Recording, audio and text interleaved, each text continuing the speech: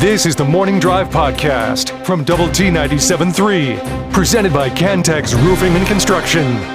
I'm Mike Hebert, owner of Cantex Roofing and Construction. Every day is game day, and we'll get it right when it comes to your roofing, construction, windows, and mirrors. Call Cantex Roofing and Construction today. Together, we are one serving you. Just so you know, there's going to be a flyover on Saturday. Okay, that's good. That will take place. You know, when they do the West and the Rockets red glare. You know, right there at the end of the national anthem, be looking in the north, and T-38s, I think, are the planes that are going to be streaking across the sky. Okay, I mean and it makes a really loud noise. Cool. Okay, so that'll be fun to see that on Saturday. So you can always kind of just look out of the north because that's where they're coming from, and they go vroom, right over the top of you. Okay. Mike Gundy could not make his media availability yesterday. He had to do it by Zoom. Apparently, he was at his ranch hanging out with his cattle, and I don't know, maybe you've had this happen or seen this happen with your father-in-law and his cattle. Absolutely have. He got headbutted. Mm-hmm. So is this like when you're feeding them? Is that when this occurs generally, or you just? I mean, you could be doing anything around them, and they just decide you got a little too close, or they weren't real comfortable with you, or you got maybe they felt like their calf was threatened or whatever. Okay. Yeah, they'll throw you a head. Yeah. Then he got headbutted, so he says he's got a bad eye. It's full of blood, and he said he gets dizzy. So it's not easy to be upright and be in a normal function. My father-in-law's whole side of his face was black and blue. Really? Yeah. It's concerning. Yeah. I mean, he's getting up there in age, so we're kind of like, hey, maybe you should chill out a little bit. Right. Yeah. Maybe you should make that cattle. He loves his cows. He sends us pictures of them. I mean, it's like they're grandchildren to him. You do selfies with his. There's a little bit of that going on at times. He only has like 6 or 7, so. Okay. Yeah. Look, I am not going to debate that I probably wouldn't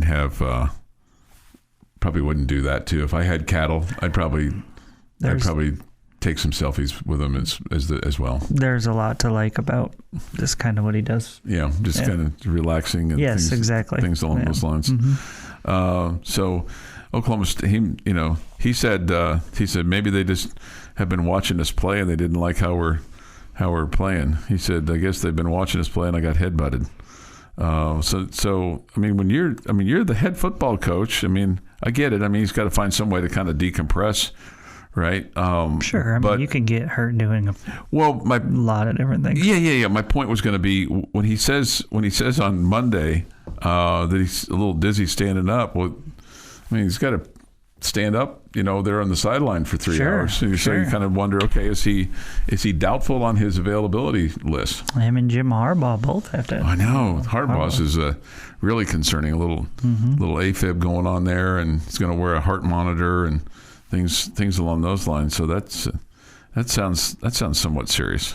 Mm-hmm. Bullfighter says this, I know how he feels. I've lost some teeth that way. Yeesh. Yeah. Have the Flyers always been from north to south? Just wondering. Yes, and I don't know. I'm sure there's a reason for that. I'm sure there's a reason for that. Okay. Probably air traffic flying into the airport, so that you're not interfering with planes that are trying to land. I mean, that would be different. That would be one thing, but I'm sure there's a reason for that. Maybe it's easy to turn around and then land that way. I have no idea. So Oklahoma State is 3-3. They opened up as a 9-point underdog at BYU. I think they're going to lose that game. I would suspect that. Yes. I think they're going to lose that game. Speaking of which, we talked about this. I definitely feel like BYU is a good football team, especially playing at home at night. That's tough atmosphere to win. Yeah. I think everybody's on just like the 5-second delay here today. Somebody wants to know who got cow headbutted. It was Mike Gundy, head coach at Oklahoma State. And if I didn't make that sound clearly, then I apologize for that. Sorry, I only caught the last part of your mention of the comet. What part of the sky is visible? I'll research that for you, and I'll put that on the text line. So, but BYU in the preseason poll, this was done by media members. So I mean, consider the source here, because I had Oklahoma State winning, but in my poll that I turned in to Double T 97.3 for our website on June the 20th, I had BYU ranked 14th, and I had Arizona State ranked 16th. Yeah, it really is truly amazing when you off the mark there. you look at these teams: Colorado, Arizona, Arizona State, Cincinnati, BYU. They're picked like 11, 14, 15, 16, right? Mm-hmm. And they're all in the top half, right? They're all in the mix. Yeah. Really, truly, Cincinnati and Colorado each with one win, and those other two teams, when you look at BYU, is undefeated at this point, and so their coaching staffs have done a great job. Yeah, no question. Choice and I were debating a little bit yesterday about who should be Big 12 Coach of the Year. I think it should be Satake at BYU. He definitely feels like Matt Campbell deserves to be in the mix too. But I had them coming into the season as a top 5 team in the conference, and right now they look really good. But I feel like those other guys have done a great job. The official Big 12 football media preseason poll had Arizona State at 16, BYU at 13, Colorado at 11, Texas Tech at 9. And the top 3 teams were Utah, Kansas State, and Oklahoma State. Kansas 4th and Arizona 5th. So yeah, we missed. Swing and a miss. We missed. I missed on Oklahoma State and Utah. I had K-State 3rd, Arizona 4th, Texas Tech 5th. But then I missed on UCF at 6. Kansas I had them at 7. But that's still a big miss as well. But the BYU at 14, and for me, and the Arizona State at 16. Well, I was like the rest of everybody else. We all missed on that. Sure. We all missed on that. Your daily dose of sports and fun. This is the Morning Drive Podcast from Double T 97.3, presented by Cantex Roofing and Construction. Today is Tuesday, October the 15th, 2024. With this day in sports history, here is Jeff McGuire. Starting in 1933, Philadelphia Eagles played their very first NFL game. They lose to the Giants 56-0. The G-Men. 1964, American sprinter Bob Hayes equals a world record 10 flat to beat Cuban's Enrique Ferrero. No way I got that right. Nailed it. Huh? Nailed it. By 0.2 seconds. Mm-hmm. And win the men's 100-meter gold medal at the Tokyo Olympics. Tokyo, okay. Also in 64, Craig Breedlove sets an auto speed record of 526.28 miles per hour. Or, slightly slower than Chuck's Pinewood Derby car. Mm-hmm.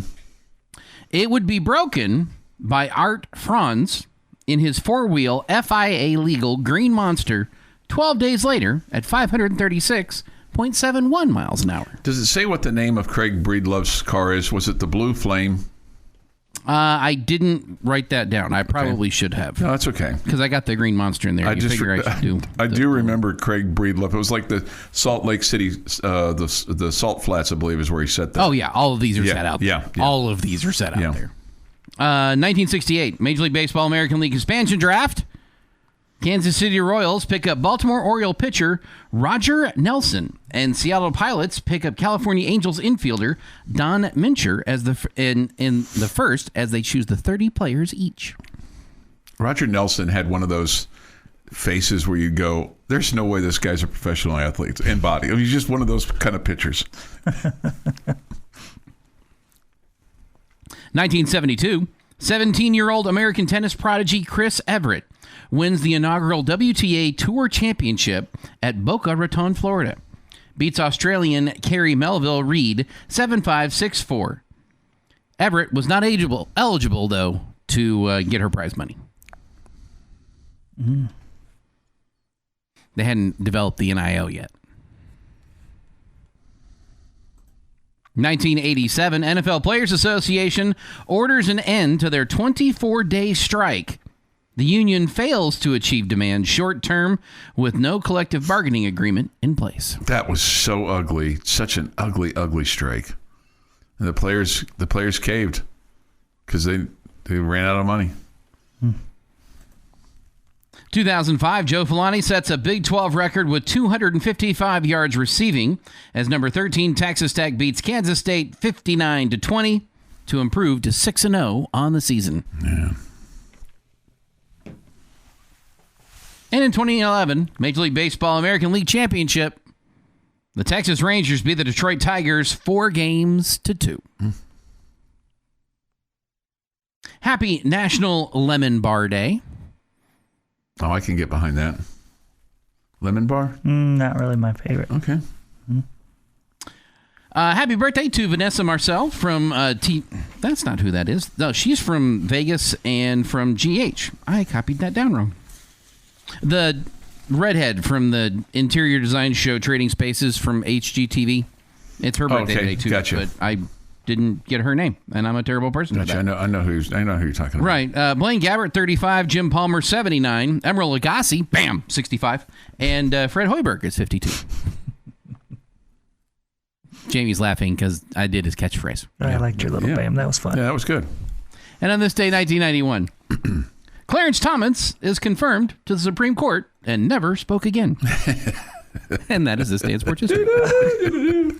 All right, it's time for your lucky local winning word as Double T 97.3 has teamed up with the Home Zone, making your house a home, to give away money to lucky local listeners just like you who have tuned in at this time at 6:49. We're a little ahead schedule. 8:45, we'll do it again this morning then, and 4:45 this afternoon. All you have to do is after we give you the word, log on to doublet973.com, enter it there for your chance to win weekly cash every Wednesday, Thursday, and Friday. We'll do this through the end of November and then give away $2,500 at 2 Docks on Thursday, December the 5th. It's a cash giveaway with 30 local winners from the Home Zone and Double T 97.3. This is a little bit of a distasteful one, but it is what it is. Distasteful. Yeah, it's distasteful. It's a distasteful one. Your lucky local winning word this morning at 6:50 is Longhorns. As in the Lockney Longhorns. Okay. Longhorns. Okay. Longhorns. Longhorns. That's your lucky local winning word. Okay. All right. Breedlove's car was not named the Blue Flame. There was a Blue Flame, though. Gary Kabelish, he had one that reached 630.388 miles per hour. Breedlove's car, I believe, was the Spirit of America. Had a parachute on the back and all. Those were the kinds of things that, like these were generally done, seemed like in the wintertime or something like February. You know, it's like at a time when, one was in November, and it just seemed like it was at a time when there wasn't usually a whole lot going on back in the day, you know, and then they'd show up in Sports Illustrated or something like that. Mm-hmm. You know, pictures of that, things along those lines. So 6:51 this morning here on the Morning Drive. Thoughts, comments, Yates Flooring Center chat line. Go to Double T 97.3.com for that, of the mobile app. The mobile app is presented by Happy State Bank. Some have doubted Mike Gundy's rendition of what happened to his eye. Paul says sounds like a bar fight. I think we'd know that. I think there would be video. Yeah, there'd be video. Somebody would have it on witnesses and tweet. Sure. Be all those things. Now back in the day before those kinds of things, then yeah, I think you certainly had. You would certainly kind of wonder that. We'll get more into this, but I did want, because we talked about this just a little bit yesterday, when the availability report came out yesterday for Texas Tech for football this coming weekend. Braylon Lux's name was not anywhere to be found, so that's very, very good news. Yes, very good news. So that's So the guys that are out, because really it's the unavailability list. Yeah. There's only one player that's questionable for Baylor, and that's Chapman Lewis. You need him. Yeah, you need him. Now, his problem is a hamstring, so you kind of hate hearing that, especially for a defensive back, because obviously he's using his legs a lot to run, and when you tweak that hamstring, sometimes the challenge is for anybody is making sure they rest it enough so that it's not injured more seriously or re-injured or retweaked, right? Mm-hmm. That could hurt you on down the road. Out for Baylor is Javion Wilcox, a defensive back, and Dylan Shaw, a redshirt freshman offensive lineman with a hand. And really, Coach Zach Kitley saying yesterday that he wants his offensive linemen to be redshirt sophomores. It's really so that's year 3 in the program, and he talked about how just from a nutrition standpoint, development standpoint, getting him in the weight room, strength, all those kinds of things, that by that point in time, then it's almost a fair fight when they're going up against these defensive linemen that could be 22, 23 years old. Sure. It's just hard to put a young player on that offensive line against somebody that's a grown man.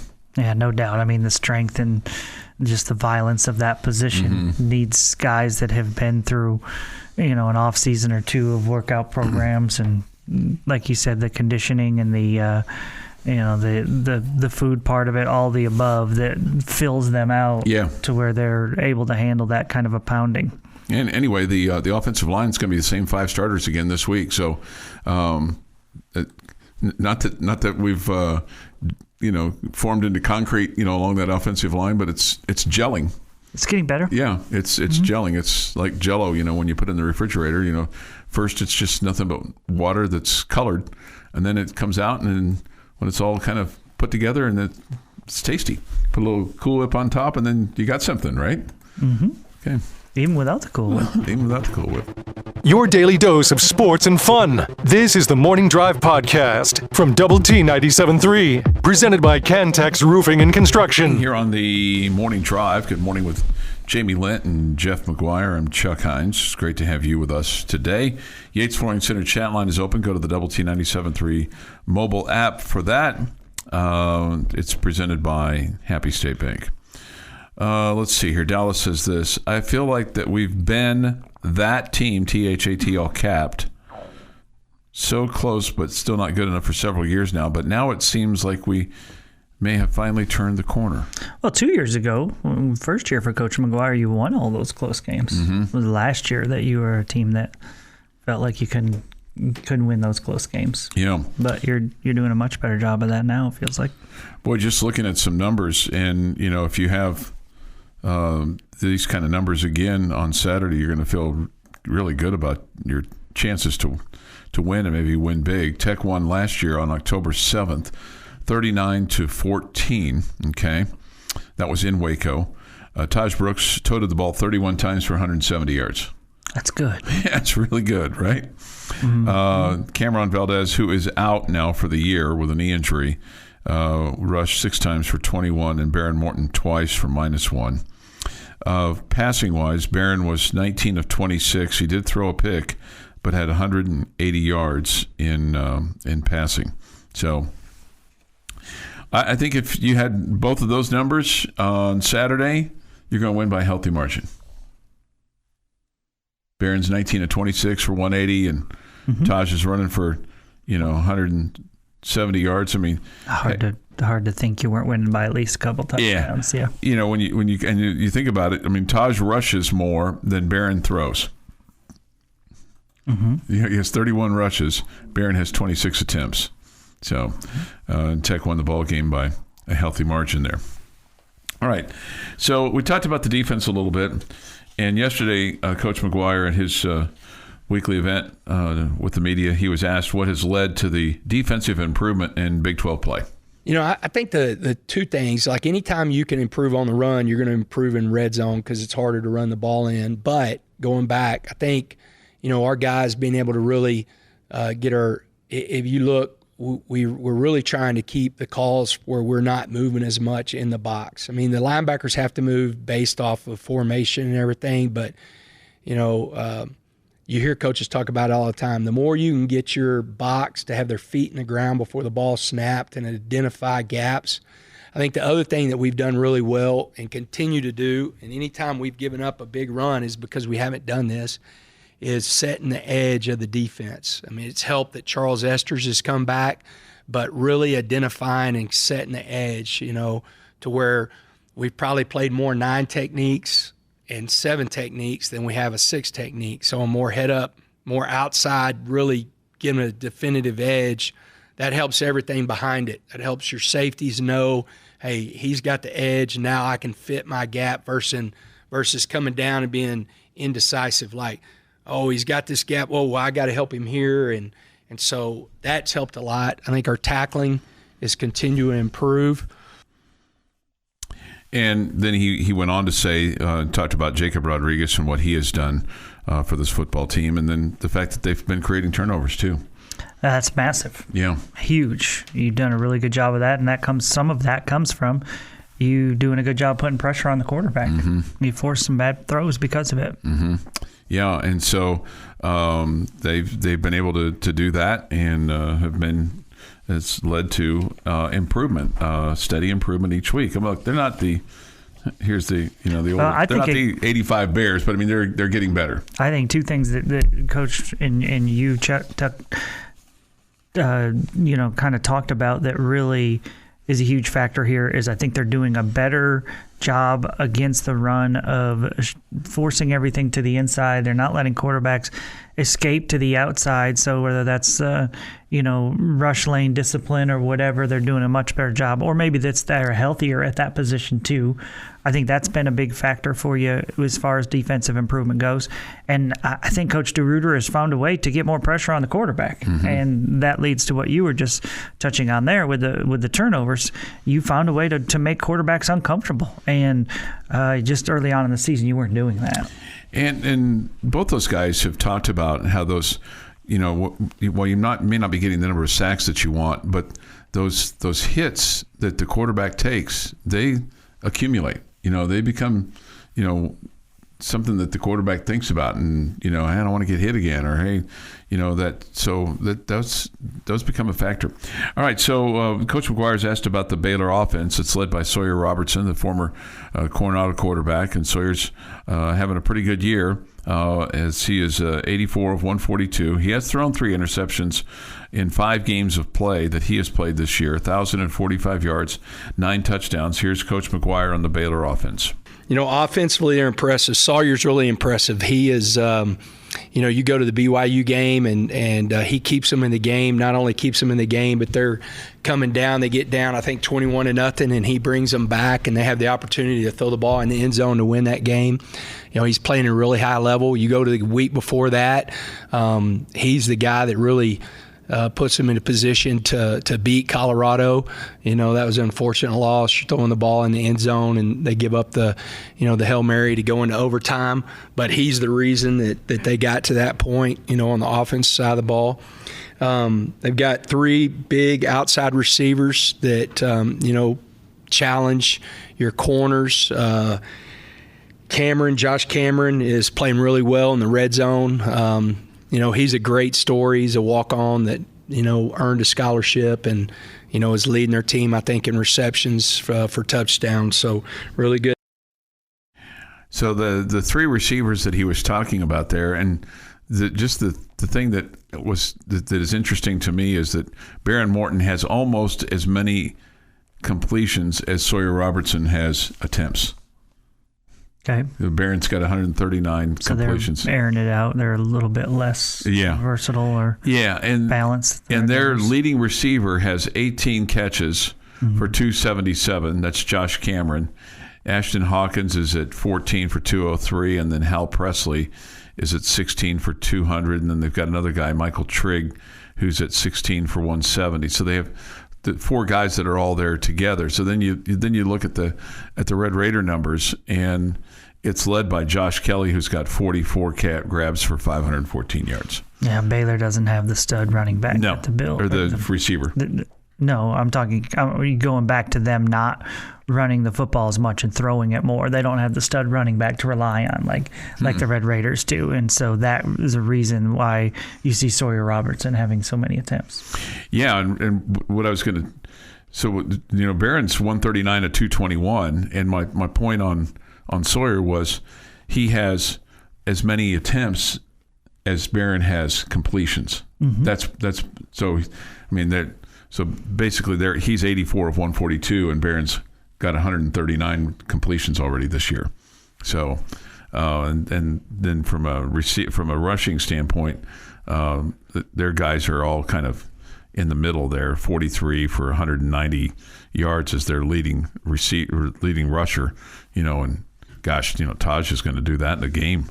He's got 124 attempts and 709 yards in rushing. Well, 679 net after the 30 yards and losses. But so anyway, I think they're concerned about that. They're concerned about the three different receivers. They've got length, they've got some speed, but if you're going to have Braylon Lux back there, and you've got C.J. Baskerville and what he's been doing back there, and hopefully you have a healthy Chapman Lewis back there, that helps you a ton with your defensive backfield and just kind of keeping things settled down there. And they're going to have to be physical against those receivers. That's one of the things that they know that they're going to have to do, because those guys got some length and ability to catch the ball. But with Braylon Lux back there, that's going to make things a lot easier for the Red Raiders. The Morning Drive podcast from Double T 97.3 is presented by Cantex Roofing and Construction. Jamie's question of the day on Double T 97.3 is brought to you by Connecticut of West Texas.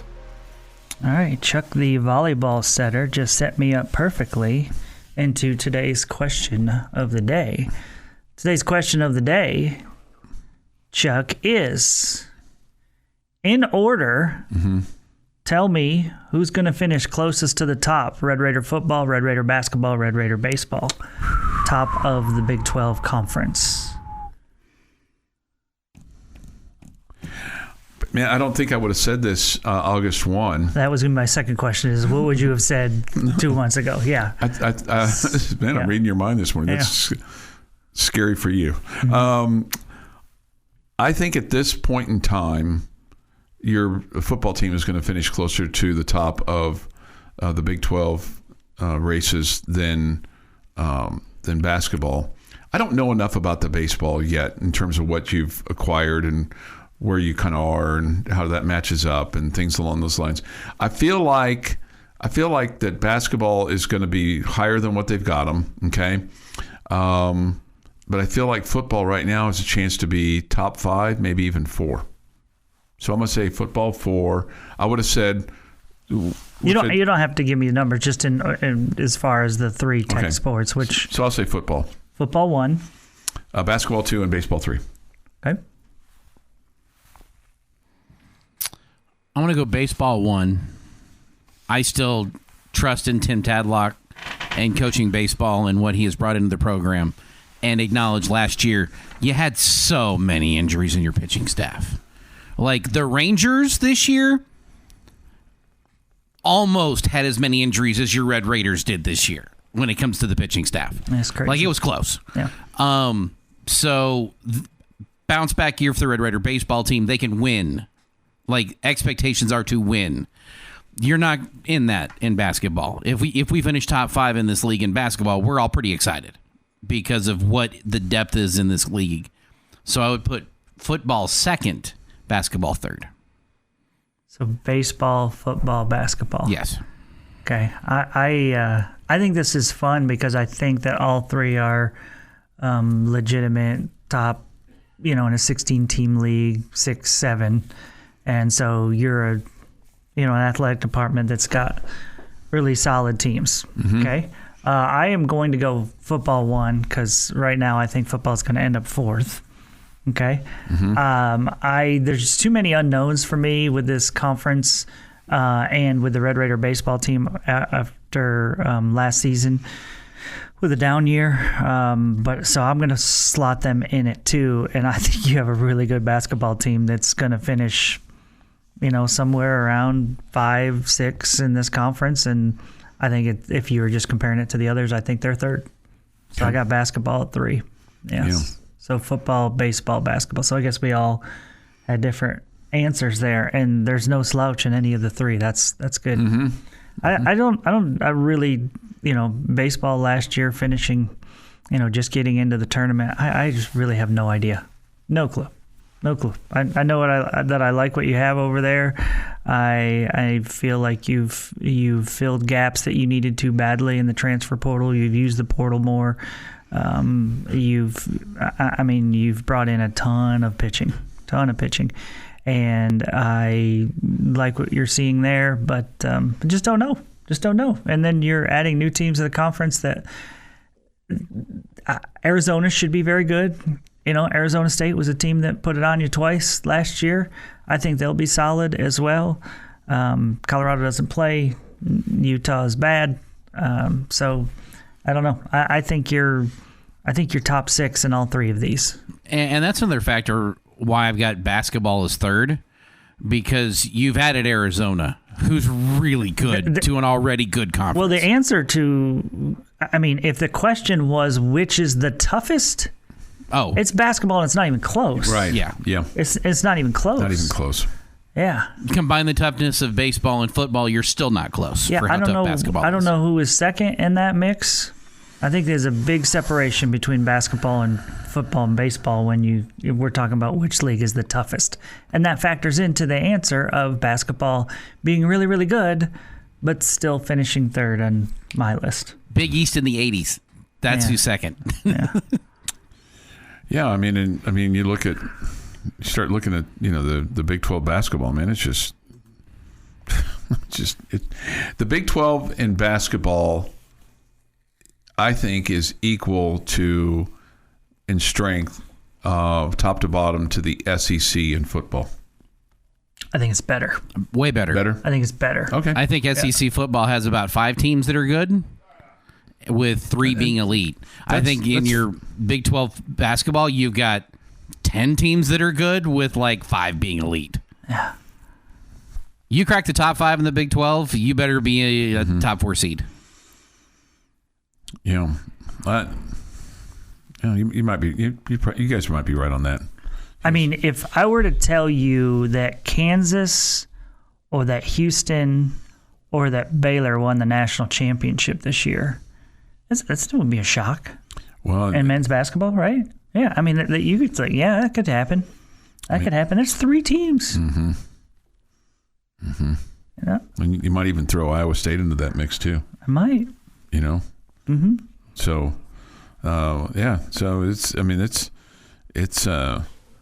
it's anybody's ball game, but it's going to be super, super competitive. And I love the fact that you're going to have 20 games on the men's side now. Mm-hmm. So it's going to reduce some of the cupcakes that you're going to see. So you're going to get 10 home, and you're going to get 10 away in terms of Big 12 basketball, and it should be super, super exciting. Super, super exciting. So super tough. Super tough. A lot of good matchups in the conference. Yeah, and we can all whine all we want about not having great non-conference matchups at home, but man, we'll get them during the conference season. Well, you've added 2 better games just because they're going to play 20. Yep. You've added 2 better games, so that becomes less of a complaint. I wish the women had done that. I wish the women had gone to 20 games. Completely agree. But you suspected it was more about the teams in the conference wanting 2 more easy victories, 2 more home games. I think that was a coach's decision in terms of collective. Yeah, again, not just one, but the group. Yeah. Group. Not one coach gets to make the decision. Yeah, unless you're Notre Dame or Texas. Right. Yeah, Kim Mulkey's not here anymore. Right. But I'll have to. And who knows? That may change. Maybe they'll change that next year. And there could have been some logistics involved in that too, because the women are going to start play, before Christmas this year, which is different. The Morning Drive podcast from Double T 97.3 is presented by Cantex Roofing and Construction. Good morning with Jamie Lent and Jeff McGuire. I'm Chuck Heinz. We'll have High School Fan Zone for you tonight at 7. I think Coach Thrash will bring the Spurs with him tonight.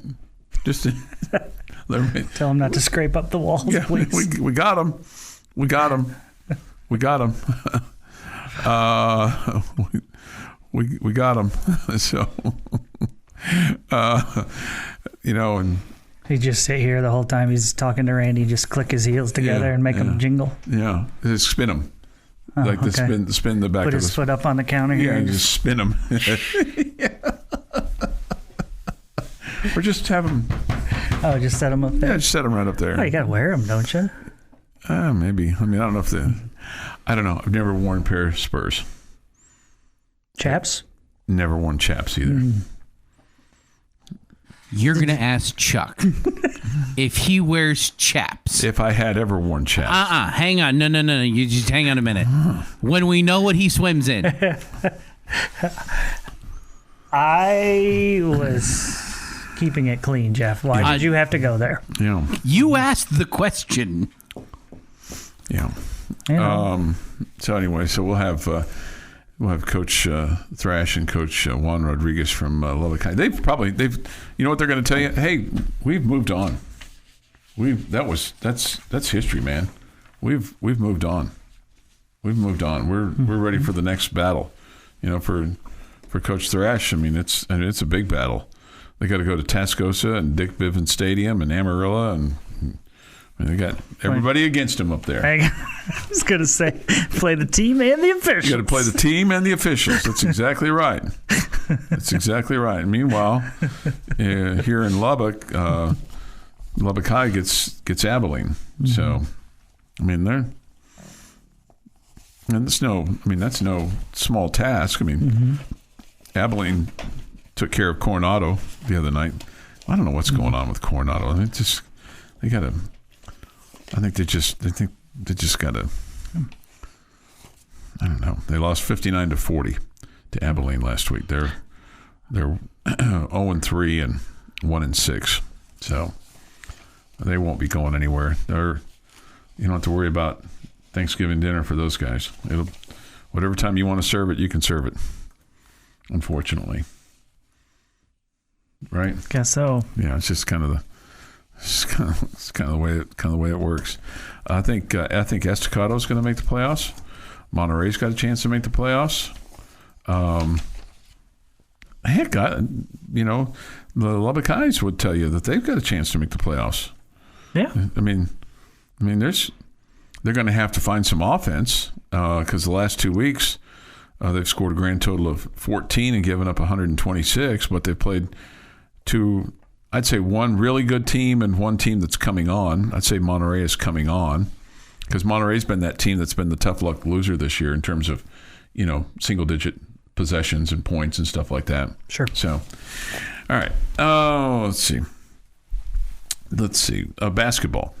Top 25. Man, when you think about the Big 12, man, it's a den of demons. How much of this top 10 do you think will be in the top 10 when it's all said and done? You got Kansas at 1, Alabama at 2, Connecticut at 3. They're the two-time defending champion. They got a lot of people back, and they may be even better. Houston is 4, Iowa State is 5, Gonzaga is 6, Duke is 7, Baylor is 8, North Carolina is 9, and Arizona is 10. I mean, that's a pretty blue blood top 10 right there, isn't it? Yeah, really. I mean, when you think about it, Iowa State and Houston are the ones that you wouldn't call blue bloods. No, you wouldn't. But the other 8, Alabama's not in basketball. It's not in basketball. So 7 of the 10. Yeah. And Houston would say, well, there have been times when we've been pretty good. If we're talking last 5 to 10 years, they definitely are. Yeah, and even back in the day. Maybe bluest of bloods. Yeah. Yeah, but the day was a long time ago. With Hakeem Olajuwon and those guys. It was 30 years ago. Yeah, but here's okay. For those of us that were, kind of really of a solid memory, of the 80s. I mean, sometimes it seems like yesterday. Sometimes it's. I was watching. This is. Feel free not to agree with me. Okay. Okay. Feel free not to agree with me, but I think that you're going to go, yeah, that's kind of how I feel.